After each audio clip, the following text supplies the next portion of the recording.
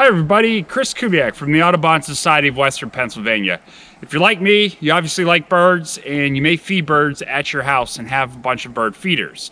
Now, one of the important things when you're feeding birds is to make sure that your feeders are cleaned. You've got fresh seed in them that hasn't been sitting around for a long time, because feeders can spread disease. Anything from salmonella to what's known as house finch eye disease, which is a sort of a misnomer, but it's a type of conjunctivitis that birds can spread to each other that can cause their eyes to almost crust shut.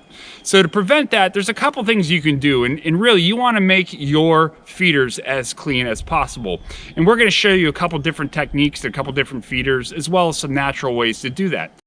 So as you can see, as we mentioned before, cleanliness is a very important part of feeding birds. And in fact, as you can see, these feeders here are well used. They have some buildup of seed. This is a Nyjer feeder used for finches. You can see a good bit of the Nyjer seed that is starting to accumulate in here. This is what we want to remove and keep clean if we're going to keep disease from spreading from bird to bird. So salmonella and then fungal diseases can spread from bird to bird and cause some serious issues with them. This is just another feeder with a platform on the bottom that you can see also needs cleaned as well. One important thing when you're buying quality feeders, like you could find at Beechwood or Suck Up Nature Park in our stores, the disassembly to clean them should be very easy. You shouldn't have to have a lot of different tools to take them apart. So this is an important part of keeping birds safe, healthy, and also enjoying them at your house. So in pull top feeders, the disassembly is really easy. You just pull the pin out of the top,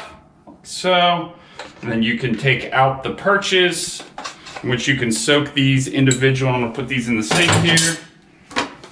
Take out the bottom perches, like so. And then the bottom, you can see here, there's a little nut that you can unscrew, and then it simply comes apart. Reassembly is also very easy, but as you can see there, it gets pretty dirty, and this is where your germs, your bacteria and fungi are going to be building up. And this is what we want to clean and then soak these. You'll see over here some of our preferred methods.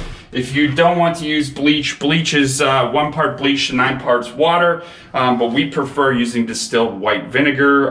Really, it's used 2 parts water, 1 part distilled white vinegar in there. Let it soak. You can scrub out the different parts and then easily reassemble, and that will keep your birds happy and healthy, and you continue to feed birds in your backyard. So once you've cleaned your feeders, make sure that they're well dried. You could either air dry them or damp them off with a dry towel. And then reassembly is pretty easy with the parts. You can see here, lining everything up.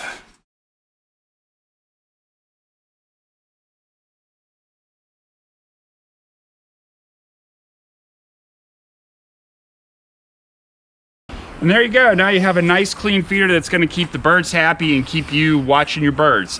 Again, cleanliness is very important. Obviously, when it needs be, if you see it starting to get dirty, you can get the feeder and clean it out. Really maybe once every 2 weeks, just to keep that feeder nice, fresh, and clean. And you can see here all filled with some wonderful seed that you could purchase at either our Beechwood Farms Nature Reserve store or the one at Suck Up Nature Park.